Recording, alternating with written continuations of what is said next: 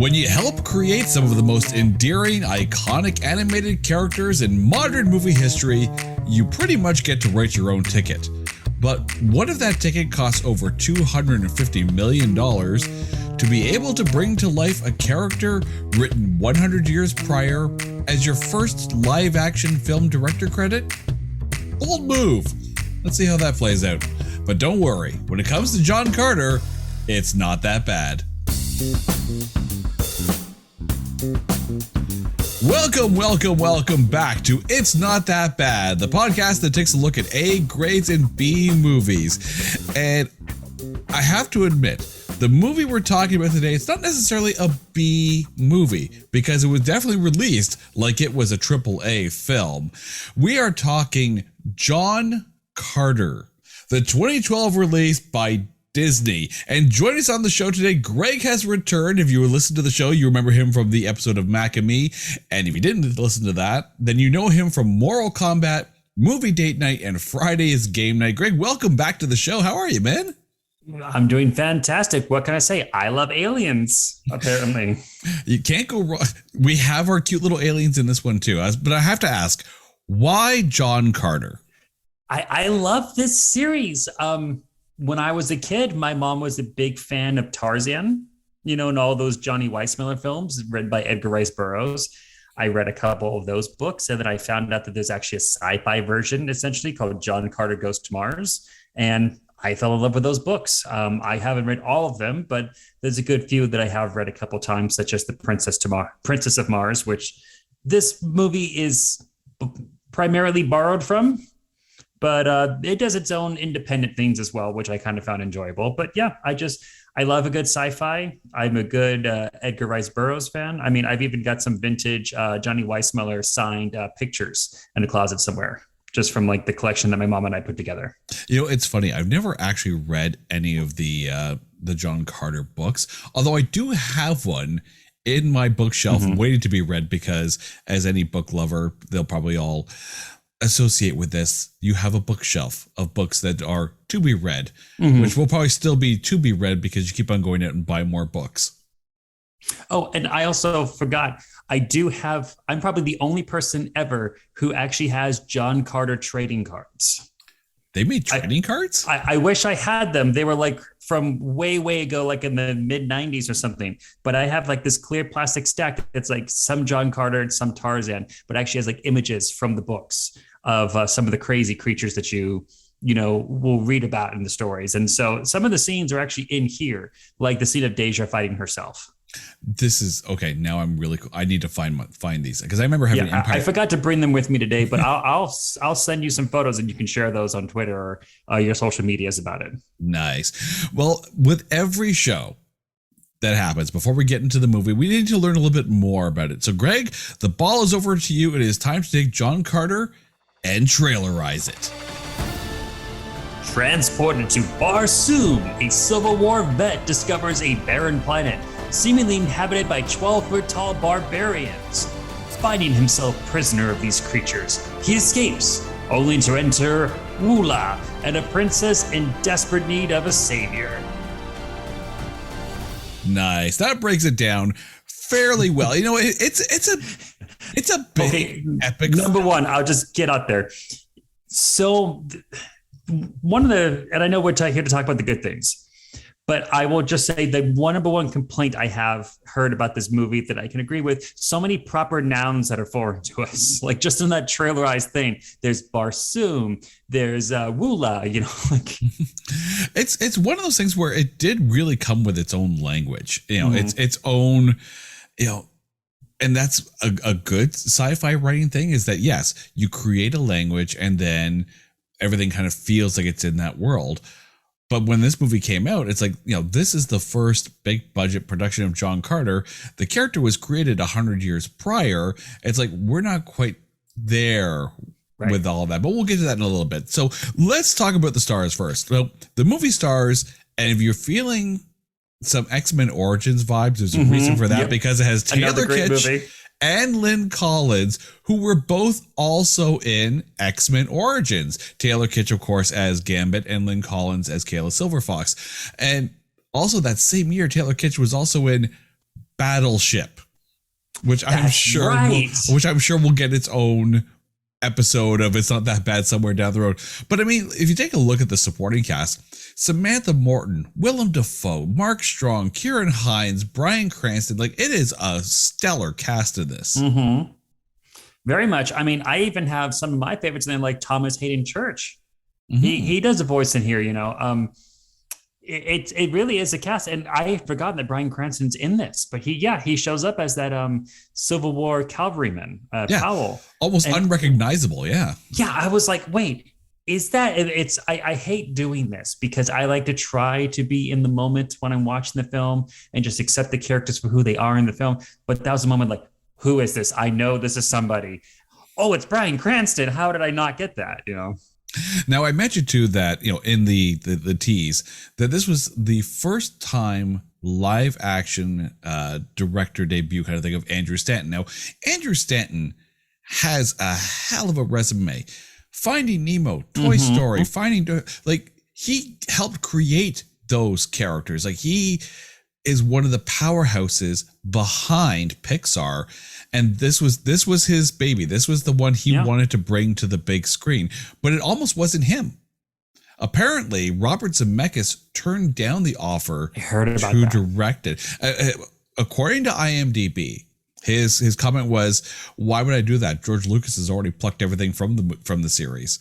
But this was Andrew Stanton's first live action, directorial debut, and there's a lot to this film, especially when you consider the budget of it. It's a $250 million budget at least, right? But it only grossed $72 million domestically and $284 million worldwide. So regardless of what you think of the movie, by definition, it's a flop.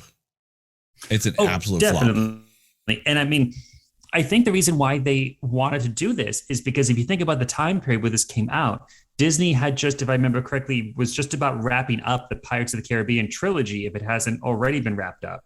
And so people are kind of, okay, I'm swashbuckled out. Like, what's the new thing? Like I always keep saying, I'm surprised that people aren't superheroed out at this point, because we've had like 2 decades of Marvel films, and not that they're bad, but it's just the same flavor over and over again. You lose your marginal utility. And 2012, of course, is the year that Avengers came out. Right. Yeah, that's the year that Avengers came out. The first one anyways. And so and also Andrew Stanton, to your point, he knows how to do sci-fi as well. He's one of the head writers for WALL-E, one of Disney's bigger animated films, which is a fantastic piece of sci-fi dystopia, if you ask me. So like really all the pieces were kind of in line. People are probably looking for a new kind of flavor outside of superheroes and pirates. Here's a guy who wants to do a AAA sci-fi action adventure film. The script's pretty much already written because that book has been out there for 100 years. So like really everything should have lined into place for this, and it didn't. And it's so sad because it's such a good series. I wanted a sequel. I do find it almost ironic that someone who's known for animation, and really justifiably so, when this movie came out, it debuted at number 2 behind an animated film, The Lorax. Lorax was in its second week. John Carter debuted at number 2. And then the following week, it fell back to number 3 because 21 Jump Street came out. So I get the point that, properties like this are going to be niche. I think of Valerian. Right. Valerian it's big, it's grandiose, it's fun, it's niche. And it's based on a French comic. Yeah. It's going to have a cap as far as the people that are going to be interested in it, aside from the visuals. Now, I should point out, we are talking about the 2012 Disney released John Carter. We are not talking about the 2009 release from the Asylum called Princess of Mars, starring Antonio Sabato Jr. as John Carter and Tracy Lords as Deja Thoris. By the way, Edgar Rice Burroughs not even credited on that movie. Wow. They're like, yeah, I guess we made it ourselves. Now, for reference, that 2009 film, zero Like there's no tomato meter reading on it whatsoever. No critic would look at it, and only a 10% audience score. But our John Carter actually sits at a 52% tomato meter with a 60% audience score. So while the numbers as far as the Rotten Tomato score goes says it's not that bad, the box office failure tends to belie otherwise. So is it one of those things where it's just a victim of the box office? Or is it that bad? I think this didn't get the right publicity. I think that, and I'm going based upon, hearsay knowledge, of course, for whatever internet source that you want to cite. But I remember hearing somewhere that there was some kind of kerfuffle with the actual advertising for this film, that really the only advertising that was out there was just a few billboards and maybe a trailer for like not even half the movies that were playing at the time. So people weren't really knowing what this is. And if you look at the poster for John Carter, not Princess of Mars, but the Disney John Carter, I mean, it's a little strange. It's some guy riding what looks like a weird rhinoceros with an eclipse happening behind him. I don't know what this movie is. The movie title is just John Carter, but that's not exciting enough. Like if they had called it John Carter Goes to Mars, I think that might have helped. But, for a film that has a lot to offer, they didn't really put it on the silver platter that it should have been served up on. I feel like it was almost as if the marketing department was just, and it's done. Okay, sure. And they just kind of like slide it on a paper plate across the counter at you. And, I think it did have that little, that Valerian issue where, people would go on and on about the source material, but people aren't necessarily as familiar with the source material, right, especially with Valerian. There are people out there who know John Carter of Mars. They know the source material is there, so they were excited. But again, we're talking an older property, and Disney's pushing out Avengers. So when it comes to the promotional material, it's gonna be one of those things where do you want to put your money on? What you've been building up for 5 films up to at this point, or this big budget 100-year-old character that's making their first major AAA release, screen debut. Exactly. And to that point, look at something that's even more recent and relevant, the Green Hornet movie with Seth Rogen. I think that film, if you look at it as just, let's just look at this film for what it is, it's enjoyable. It is essentially a Batman film if Batman was a screw up. It's a rich guy who decides, I'm going to fight crime. I'm going to make a bunch of gadgets, get a sidekick, have a cool car. Let's go out and do this. And the Green Hornet, I forget if it was the 60s or 70s when that show originally aired, but that's even less removed than John Carter being 100 years ago, only about 60 years from the movie coming out. But because the newer generation doesn't know the Green Hornet, it was really the older generation that knows it. The box office results weren't there to back up any kind of furthering for that story. We got the one movie and then thanks. Yeah, with the Green Hornet too, it's like with Batman, because it was Batman and the Green Hornet, the TV series, were both done by the same production company around the same time, and they even crossed over on a couple of episodes. Batman had at least had a lot of different iterations to kind of remove itself from the Adam West years. Plus, it was a developed property beforehand.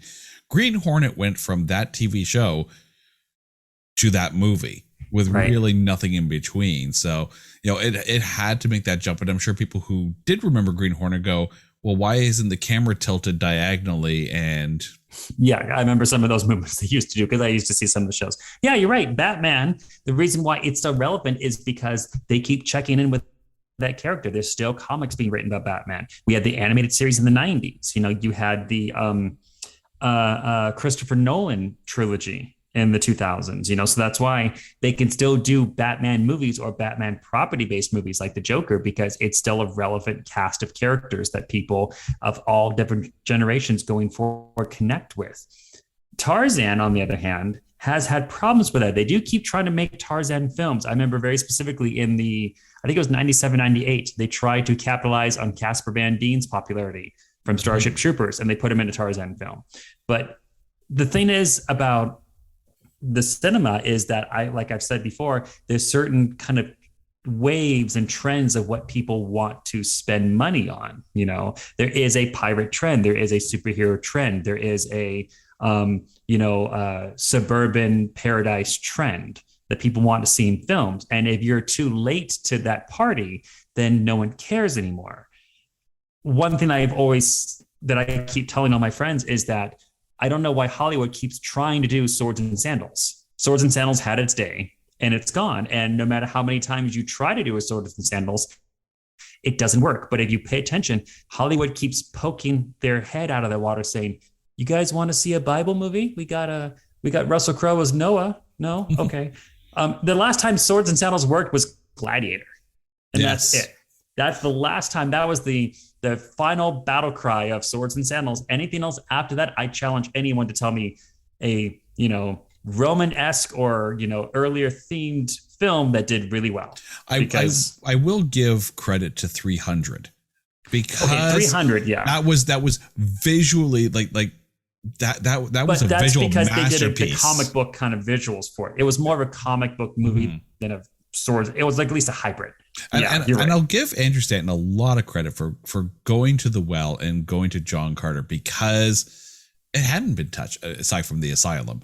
It's not like he's trying to pitch Disney. He's like, no, I want to do a Robin Hood. We haven't had a Robin Hood movie in so long, which I think we have Robin Hood takes, I think, almost every year or every other year.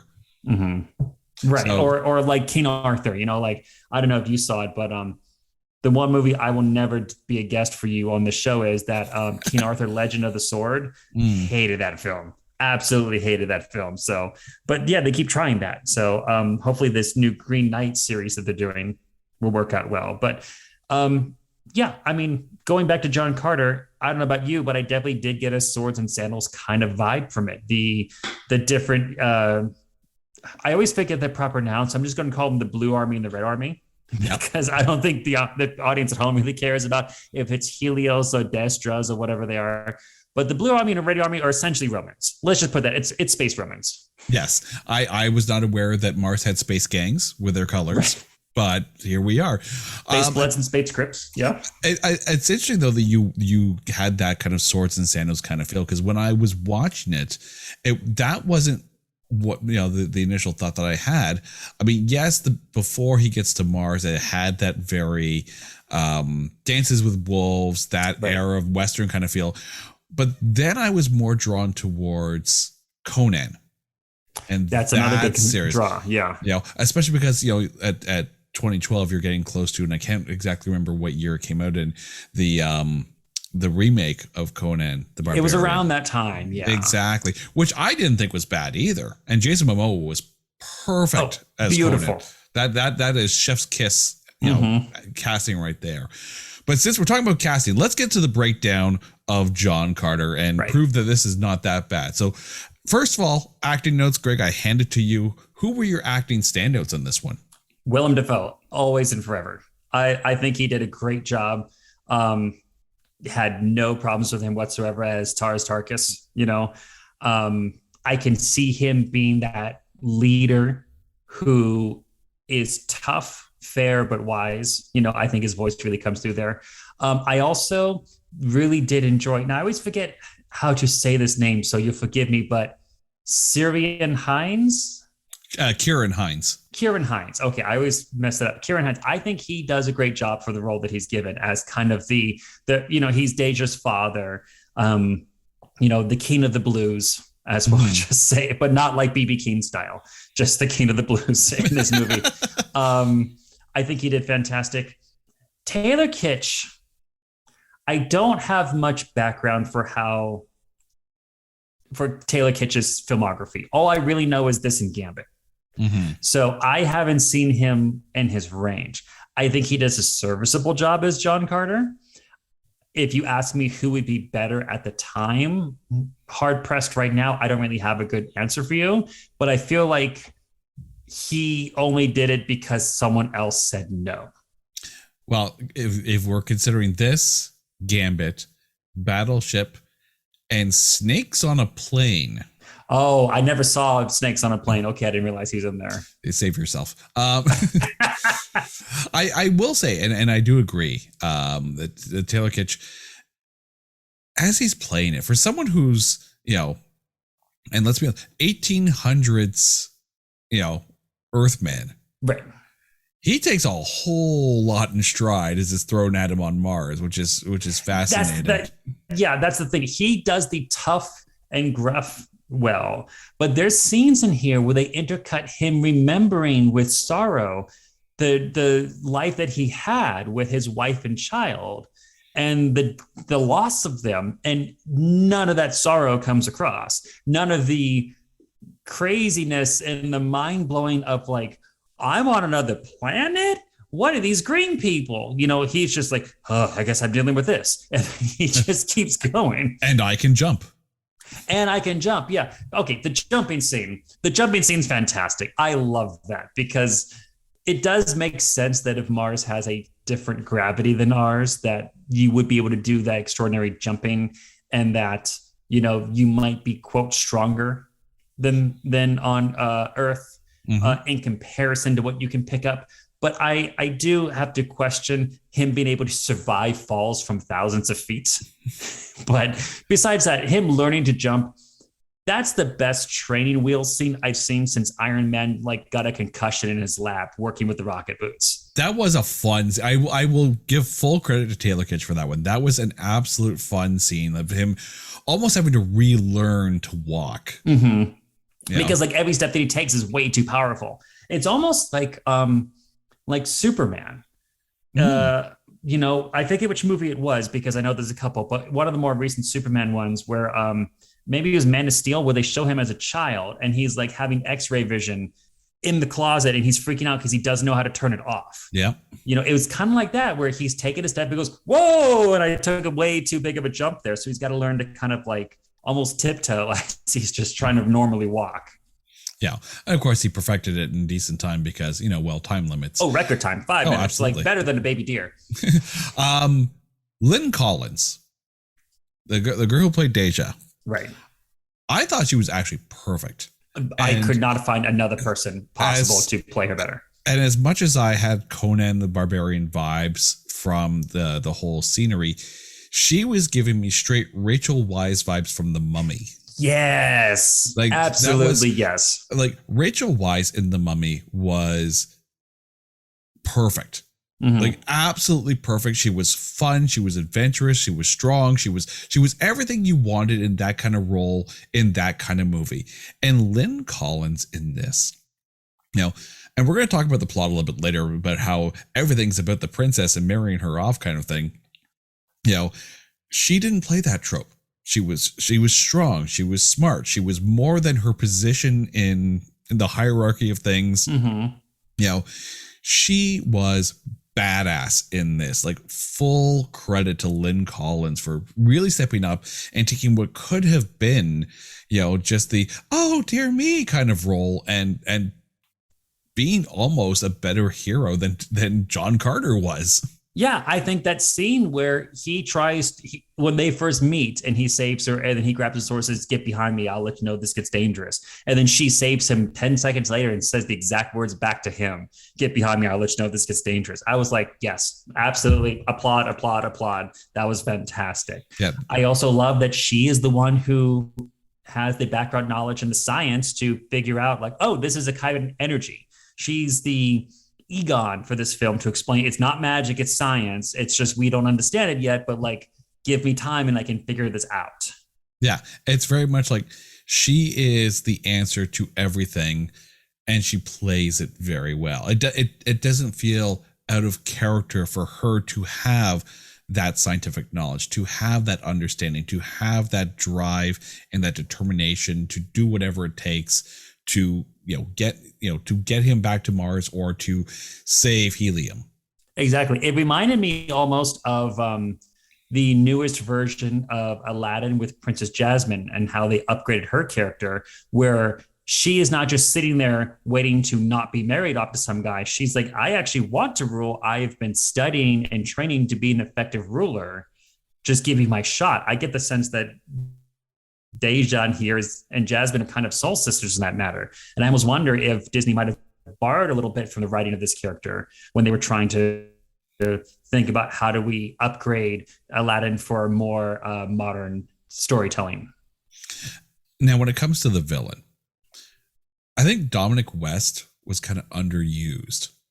Yeah, he doesn't seem as he feels more like He's a how do I pawn. want to say this? He feels almost like a Bond henchman than the Bond villain. Mm-hmm. You know, he's just a puppet of Mark Strong. If you want to flash back to that, that first Tim Burton Joker, the Right. Batman, right? He's I just had this picture of like, Jack Nicholson as the Joker going up to his like number one henchman. It's like, you are my number one, a guy. Like, Yeah. he's that guy. He's that guy. Exactly. But Mark Strong, Oh, like, loved him in Shazam. Absolutely loved him in Shazam. But, for a movie where even Zemeckis said, well, George Lucas kind of plundered all the good ideas out of this. If Dominic West is like, young, just turned into Darth Vader or Anakin Skywalker, Mark Strong is Palpatine. mm-hmm. He is absolutely Palpatine in this, and he does it so well. He is so like subtle through the whole thing. Like, he is smarter than everyone else. He has the big game plan. His understanding of everything is grandiose, and you get that because he doesn't have to, he doesn't have to overact in this. Right. Well, it's because he knows that Mark Strong's a fantastic actor. He knows when he has to play a gangster. He knows when he has to play, a good guy who is just doing what he's told, a la Cruella, if you guys haven't seen that yet. And he knows how to play an immortal character. And what I mean by immortal is that he has an indefinite lifespan, but he can still technically be killed if you catch him off guard. Spoilers for the end of this film. But the thing about his portrayal here is that he is playing a character who's like, I've done this 1,000 times. I know it takes a calm and steady hand to guide entire civilizations towards the end goals I want them to reach. So I know how to like this Dominic West character is Saab Than that he's dealing with. I've dealt with 1,000 of you guys before in 1,000 different worlds. You're no different. I can read you like a book. Here's what you have to do to get to, quote, your goals, aka Chief Mind. And he does that so well. He never once breaks a sweat except for the one moment where he's about to be struck down by Tars Tarkas and John Carter at the same time, and then he teleports out. Other than that, he is as cool as a cucumber the entire way through. And that's the power of Mark Strong. He realizes this character, he has seen it all, and nothing really surprises him too much anymore. If we're sticking with the Star Wars references here, he plays this character very much like Return of the Jedi Emperor. Yes, exactly. As opposed to, like not surprised that Luke Skywalker shows up in his throne room at all. Exactly. As opposed to Revenge of the Sith Emperor, which is just way over camp, right? Mark Strong is, you just watch him and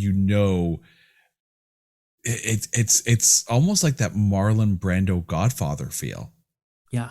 Just it really sits there, knows everything, and has a plan for everything. Mm-hmm. I also, just to talk about the character itself, I love how this character can camouflage himself as anybody, but also and how the camera plays with it, where it'll show a soldier standing there. The camera will pass by Dominic West, and then suddenly Mark Strong is standing there, just so to let the audience know he looks like this, but this is who is talking. So you're not like, why is this random soldier talking Dominic West? No, it's Mark Strong. It's just here's his camouflage and how he looks. I think the directing there for showing visually with, no one said, oh, you're in disguise now. It never says that. It's one of the best examples of show don't tell in terms of getting that exposition across. Anyone else on your acting list? I never know his name. I know him as the child actor. Well, his name is Daryl Sabara, but I know him as Junie Cortez from Spy Kids. Okay. The guy who played Edgar Rice Burroughs. I note him because I love the Spy Kids movies. I know that they're dumb and fun, but I like them.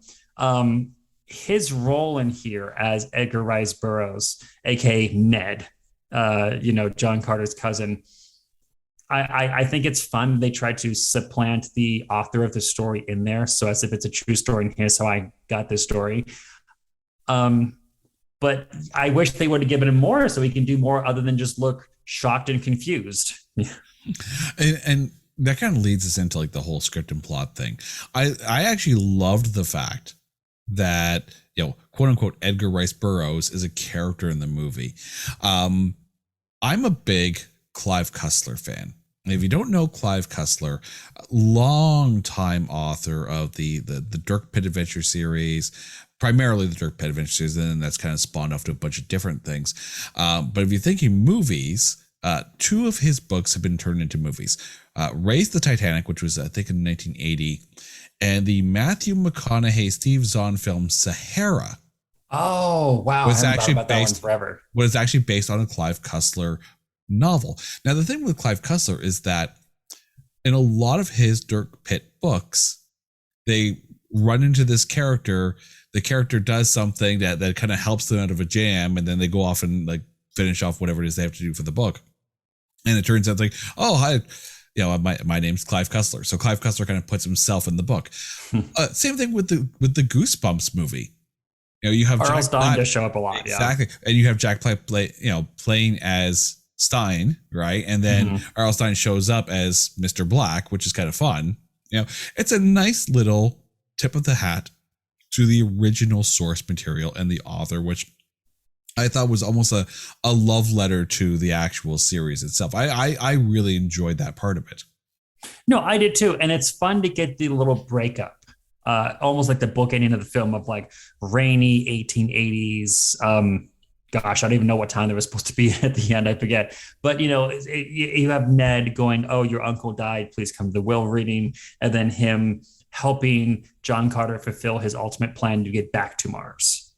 So those are fun, but just I'm not saying I wish they would have checked back in with him near the end, like somewhere in the middle, because that wouldn't have made sense. It would have completely disrupted the flow. But I wish they could have given him a bit more than just being a pawn in John Carter's overall scheme, But still, I agree with you. I think it's a fun nod to the original author, and it lets people who are possibly curious find a way to break into the fact that, oh, these are books, and that was the author's name. That's why they had him in there. It gives like a reason to do research and find out. I just want to kind of go through like one of like the main plots of the film, though, in that, the prince is going to marry this princess and then kill her and then take control of the city. No, we are not talking about the Princess Bride. We are still talking about John Carter. That is very much plucked straight from that. There's a line of dialogue in the film, and I'm going to read it verbatim here. Go ahead. Princess who didn't want to get married, so she ran away. Is that all there is to this story? It's almost as if that may as well be the tagline for the entire movie. It's almost like you. It's clear the writer rage coming through. Like, I'll show them. I'll put this in the line. Yeah. Oh, I forgot to take that note out of my notes. I meant to replace that with actual thing. Yeah, right. No, but we also talked about the jumping. Jumping's the best part of this movie, if you ask me, other than the creatures. Yeah. I thought Jumper was a movie starring Hayden Christensen and Samuel L. Jackson and Rachel Which is also Bilson. a good film, actually. I enjoyed that film a lot. That may be the only time I could sit there and say I enjoyed a Hayden Christensen film. You've never seen Little Italy? I have not. It is enjoyable. Little Italy is not that bad. Let's just put it that way. I will give it a chance, but I enjoyed Jumper a lot. But yeah, there was so much about the jumping. And it's like, okay, we get it. He can jump high. We don't need to make him jump almost every other scene. Also, it does seem to me that his jumping ability improves over time, but the scientist in me has to say, no, over time, his muscles would be weakening because he doesn't have as much gravity to fight. So if anything, his jumping should decrease over time. I think Mark Strong brings a lot out of the plot, and the actors that are there, that everyone put their all into this. It's a big movie. The plot does get a little complicated at times because there is quite a bit going on, because you do have to introduce a lot into the 2 hours, right. But it's not like you got lost with it, and that's still a good thing. The one thing I think is bold for them, though, to do is, and I know this is in the book, but as we said before, this movie has a lot of proper nouns in it that the audience has to be able to pick up with little hand holding to explain to you, this means this, that means that.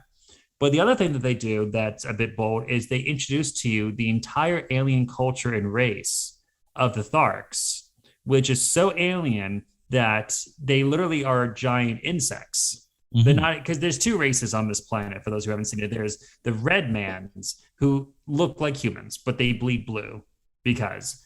And then you have the Tharks, which is the 10-foot tall, 4-armed, 2-legged, giant green bug creatures who are intelligent enough to have their own society and everything. But they have such interesting customs that are not directly addressed or explained in here, and it would leave many audiences, I think, scratching their head.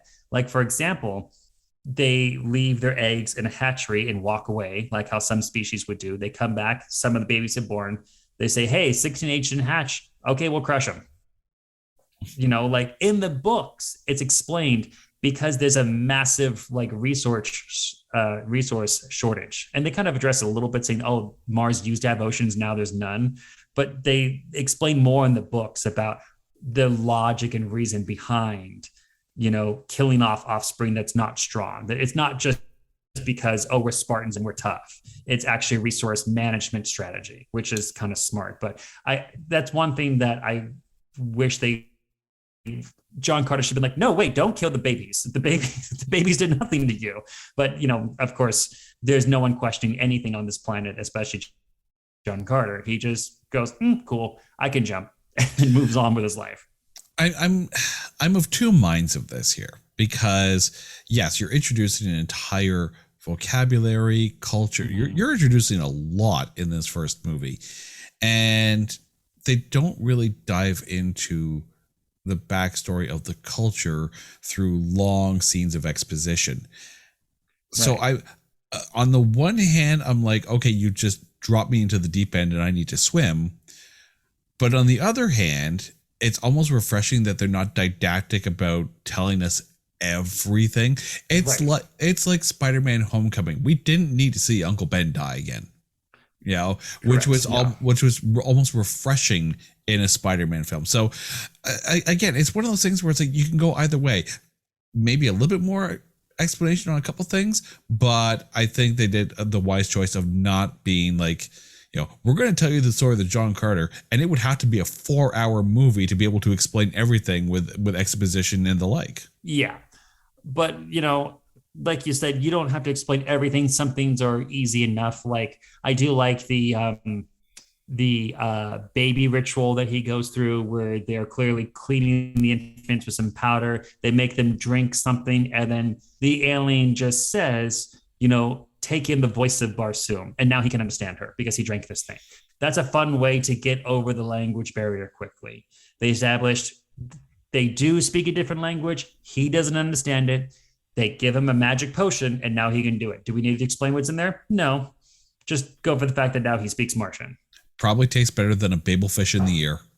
Yeah. That's true. That's very true. But also, it would have been easier to just stand near the TARDIS, apparently.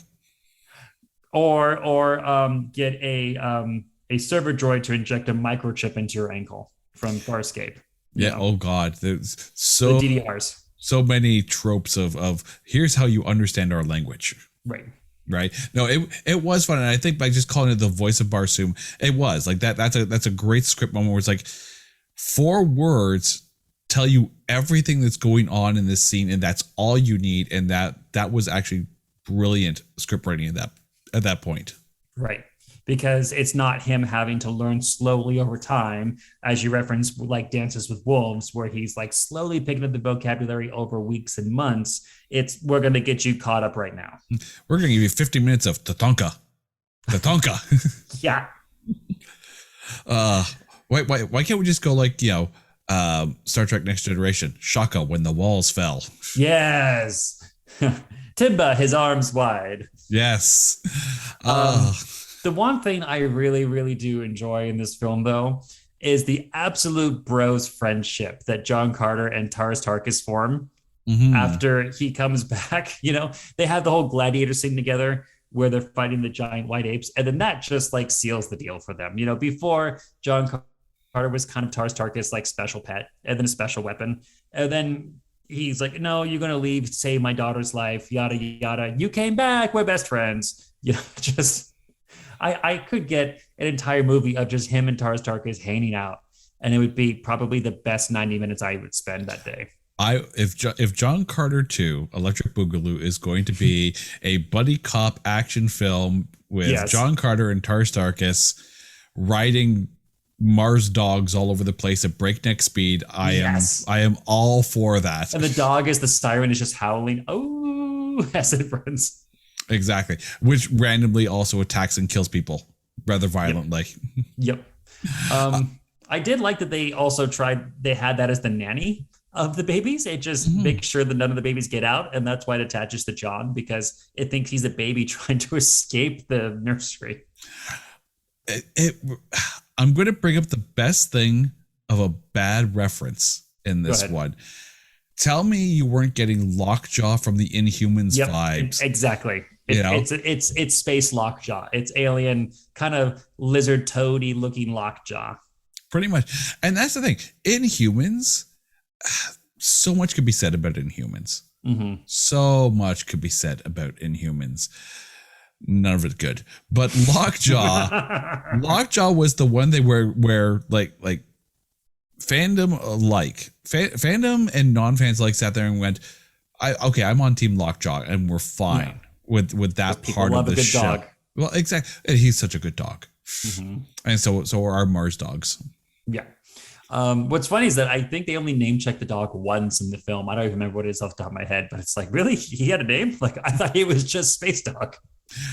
But it also, some of the cinematography around the point of view of Space Dog, I can't remember the name of it right now. You're right. It's like, it had a name, but the cinematography from the POV of that, I thought was fascinating. Oh yeah, like when John Carter's jumping up the stairs to leave, the dog looks up and the camera tilts up with the dog's point of view.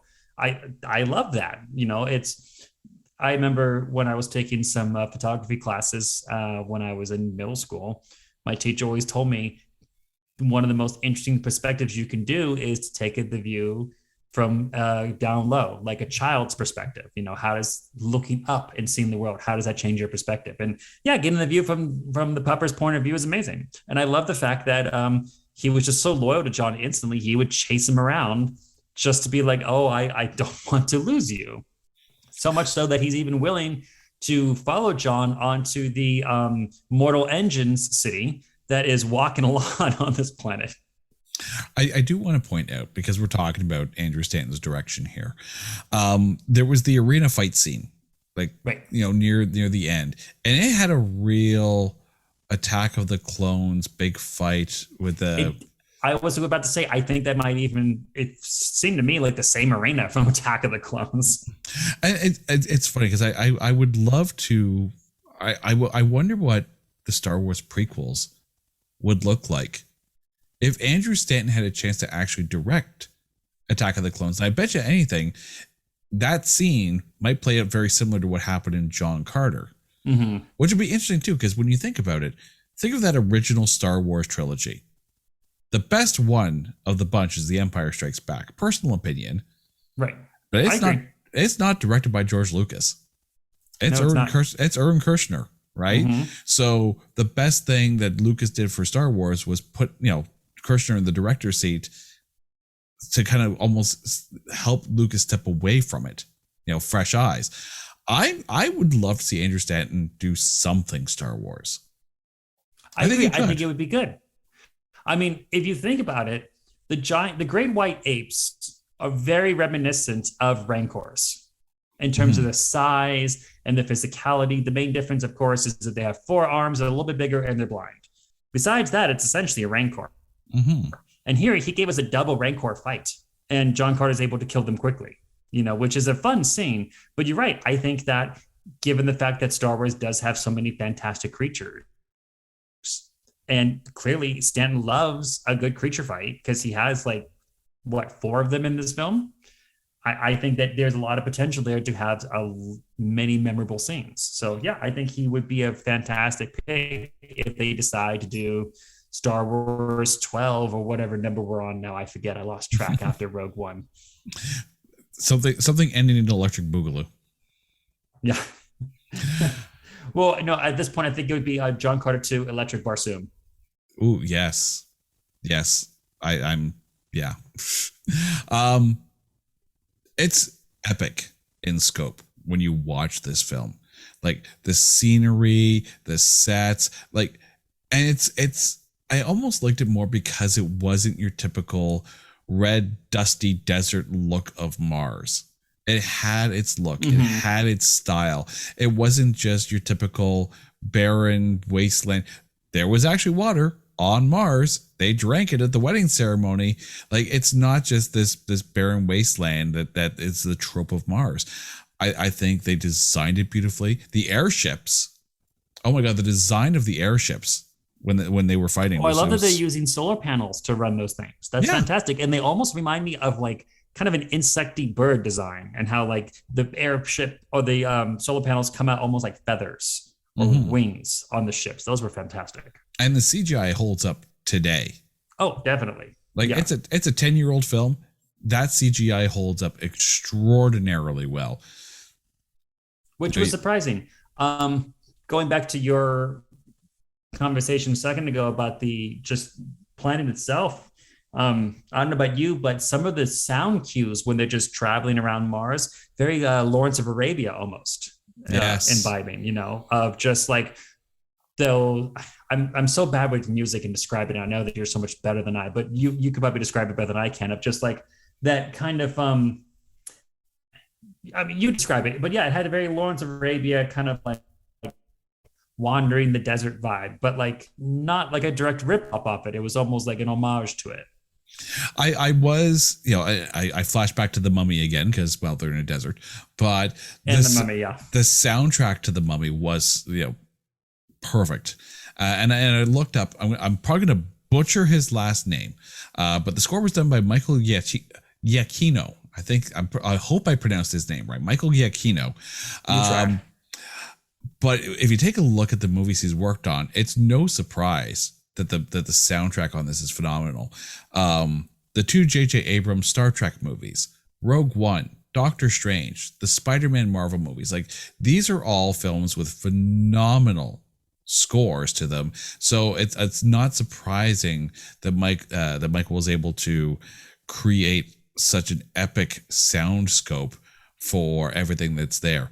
The one point that really kind of stood out to me musically was that scene where, you know, John Carter just snaps and starts slaughtering everything around him, and it's almost a counterpoint music because, of course, I noticed that too. Yeah, he's very much like flashing back to what he couldn't do for his family, and you know, he's just basically fighting his way through, which is what he's been doing emotionally on Earth, and now he's doing physically on Mars. And the music, I think, is a great counterpoint, almost like a ballet style counterpoint behind it.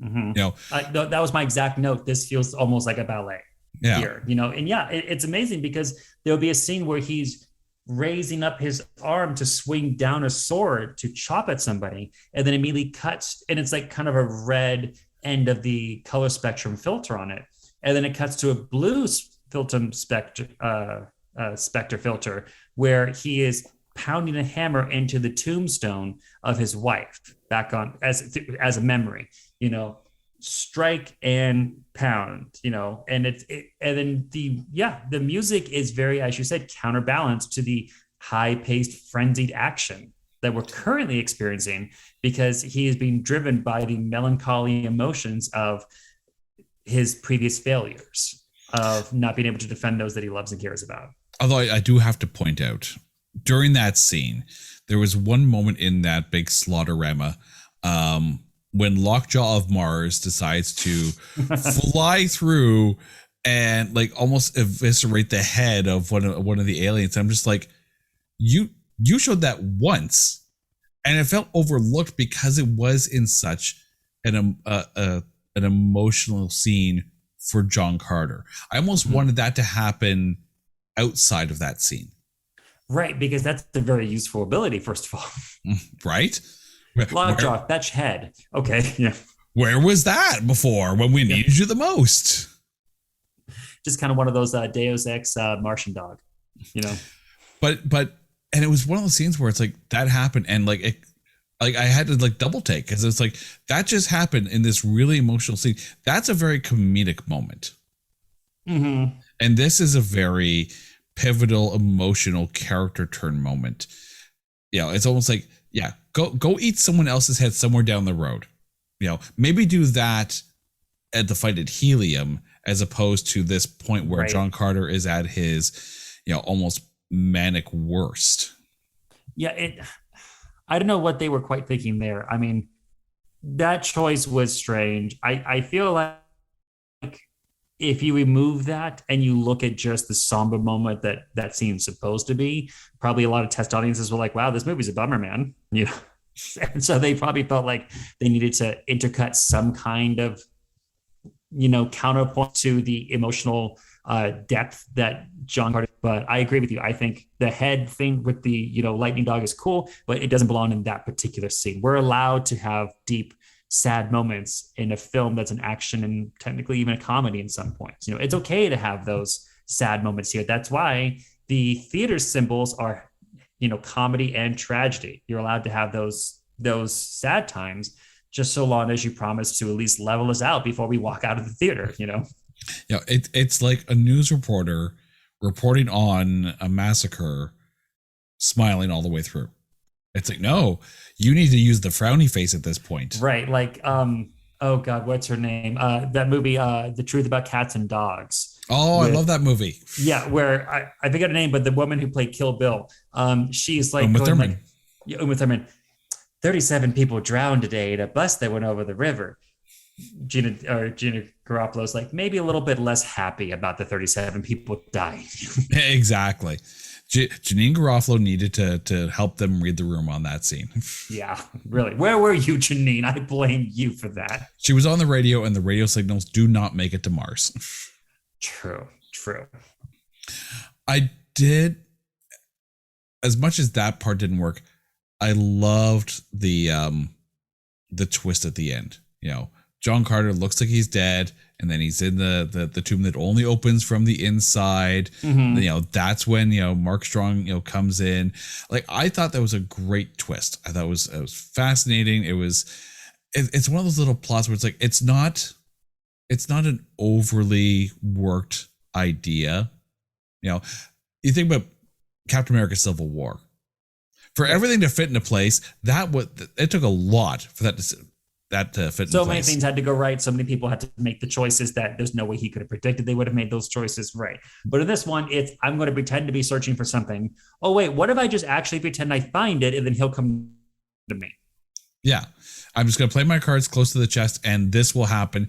And it makes sense. It makes absolute sense that it happens. Right. It was a well scripted little twist at the end for John Carter to be able to get the amulet back so he could go back to Mars. I thought that whole scene was played out really, really well. The only thing I kind of wish they could have maybe done is him going like, what is it? I wrote it down somewhere. Yeah, it's been 10 years. I don't remember what the words are anymore. Where did I write that down? Well, it's not the mummy, so it's not a Nux and a moon. Mm-hmm. Right, that's true. I got to go watch the mummy again, man. You're making me want to watch that. but only the first two. I will not watch the third one because that's when they changed a few actors and actresses, and I was not okay with that. As much as Brendan Fraser is a great cast in there, without his wife, I'm sorry, it's not the same film. Brendan Fraser and Rachel Weisz together, always good. Right. That's just once Rachel Weisz is like, I'm not going to come on for the third film, they should have been like, okay, well then we don't have a third film. Well, it's because she probably saw the CGI of The Rock at the end of the second one and said, yeah, I'm not doing that again. You didn't like the Scorpion King? I like the Scorpion King. The CGI is terrible, but the movie that it inspired is fantastic. The CGI in that makes you look at the Phantom Menace and go, Okay, so Wow, maybe it Jar Jar wasn't looks that real. bad. He's right there. or all the robots fighting at the end. Oh yes, yes, that's so good. Oh God, I Okay. love this. Do we have anything else that hits your positive list on this? I think it's interesting that John Carter, he is a Civil War veteran. He was a cavalryman and he's fleeing the war. Very much like you said, Dances with Wolves, right? Where he is technically still enlisted, but he's like, no, I'm not going to be part of that anymore. And then he gets transported to an alien world where there's still a civil war taking place. And there's still a disassociated third party who is very tribal in their nature. And he decides to go side with them. They give him his own special name, you know. Of course, like we said, this is written in 1918. So, you know, it's a bit closer to that time than today. But I think it's a kind of a fun parallel that he also doesn't call out like, wow, it's just like at home, huh? Okay, so Matt, brother fighting brother, and you got a third class who no one really appreciates, but actually is, you know, powerful and strong in their own right, have their own amazing culture, and the rest of you guys just kind of like overlook. Yeah, the Earth parallels are there. We don't have to point our finger and say, look, there's an Earth parallel. Yeah, right. I also really did like the adamantness of Tharks don't fly, you know, where they're just like, no, we don't fly, but yet they're able to figure out how to fly a giant ship well enough to crash it into the location they need to reach. Okay. This may just be me, and it probably is just me because I think in weird ways. But that whole Tharks don't fly thing, I was just waiting for someone to go, and machete don't text.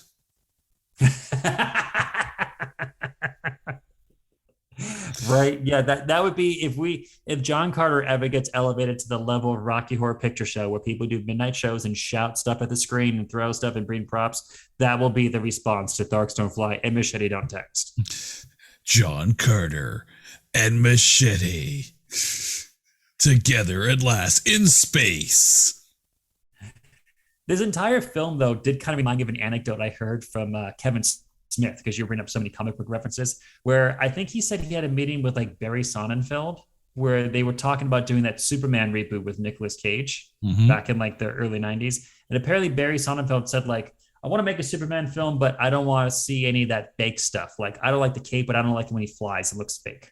So like he'll just leap over buildings with a single bound. And how about he fights like a giant spider or something? And I was like, you know what? Technically, that's what this film is. John Carter is a hero who lost his family, is transported to an alien world against his will, where due to a difference in conditions between his home planet and the new planet, he's gifted with extraordinary strength that no one else has. John Carter is essentially a Superman film. You do realize though that, and I do remember that whole, I don't know if it was Barry Sonnenfeld.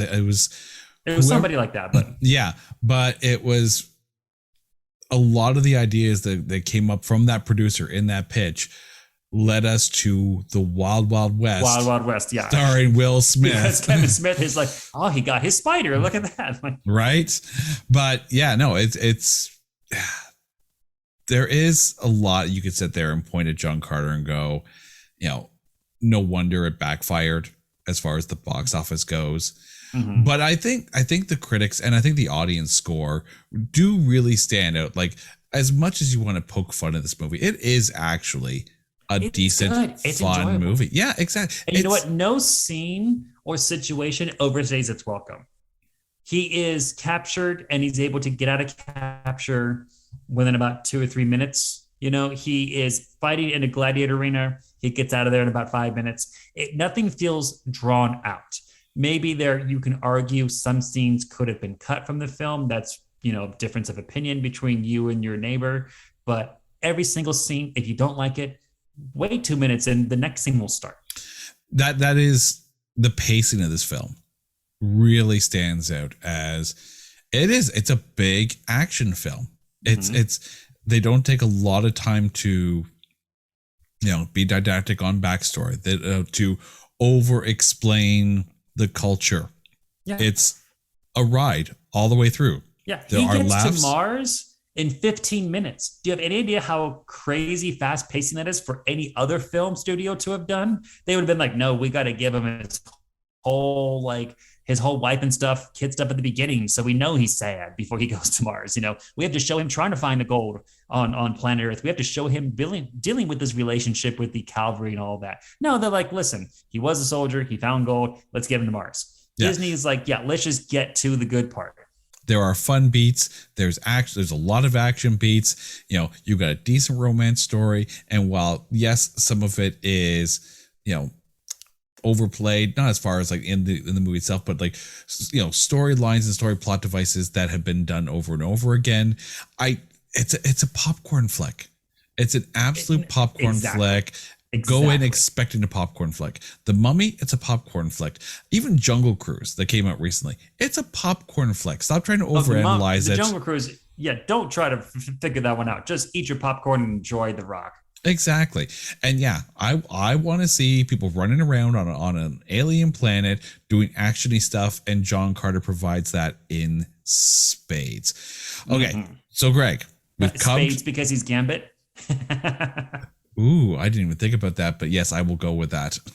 Okay, so Greg, the ball's in your court. Who is the MVP of John Carter?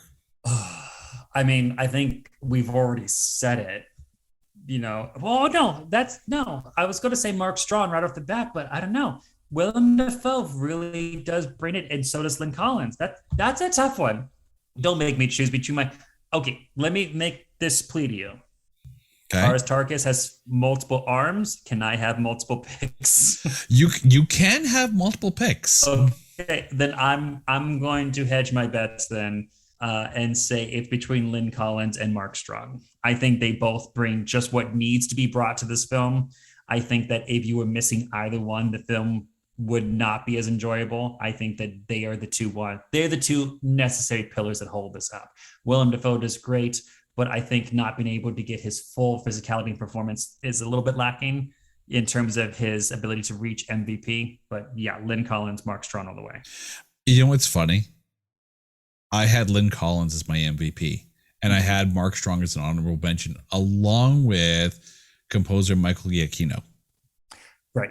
I didn't think about the composer, but you're right. We did talk a lot about the music and how that is very good in this as well. It is. It's not an iconic score, but had John Carter 2 or 3 been made, and he continued along with the score, and I think there are themes in there that would have become iconic if people would if given the chance. But yes, Lynn Collins, Mark Strong, the two of them literally stand above everything else in this movie and make it so much fun. Yeah. So I'll tell you what, you take Lynn Collins, I'll take Mark Strong, and we'll call it a day. Exactly. Greg, this has been so much fun. Now, for any of you who want to actually go and watch John Carter, it is actually on Disney Plus. Yeah, it's on Disney Plus. So go ahead, stream away if you got Disney Plus. It is definitely worth the watch. Greg, thanks so much for coming on to the show, man. Maybe next time we'll talk Princess of Mars and fight our way through Antonio Sabato Jr. for that. And Tracy Lords. I don't know if I have the strength. You can do it. You can do it, man. You can do it. I'll stick with my space theme. If I ever come back, we'll talk the adventures of Pluto Nash. Oh, you want to go there, do you? I do. I really do. Oh, I don't know if I'm ready for that one yet, but you know what? I will write it down on the list, and we will go down that road. Okay. We'll go down that road in our John Cleese hologram car. I think the only time where you sit there and go, I really don't want to see John Cleese because I don't want him associated with this movie. Poor John Cleese. Well, that and Die Another Day, the James Bond travesty. I don't know. I can normally look at John Cleese in a movie and go, it's John Cleese. Everything is better now. Yeah, but he's only in that film for like 5 minutes, and then he's the one who introduces the invisible car. Okay, I'm going to go back to watching A Fish Called Wanda. Fish Called Wanda, there you go.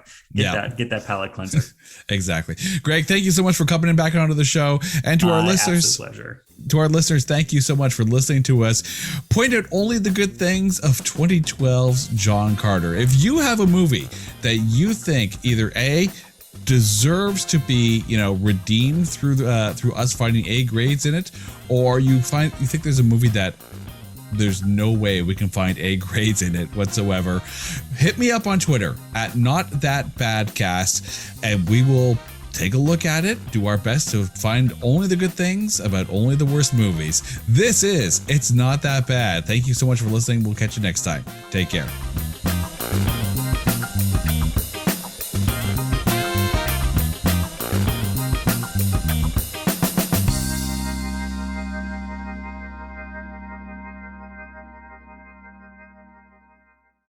Hey folks, Stefan Shirazi and Renee Richardson here from the Metallica Report. And we are proud members of the Pantheon podcast family, where the best of music and podcasts unite. We've got something pretty cool for you. We're giving away an exclusive Metallica merch package worth over $250. That's a whole lot of Scary Guys, Skulls, M72, and other sought-after Metallica swag. And we've made it easy for you to win. Follow and share the Metallica Report, and you're in the game. Go to pantheonpodcast.com/Metallica, enter your email, and hit that button to be entered to win.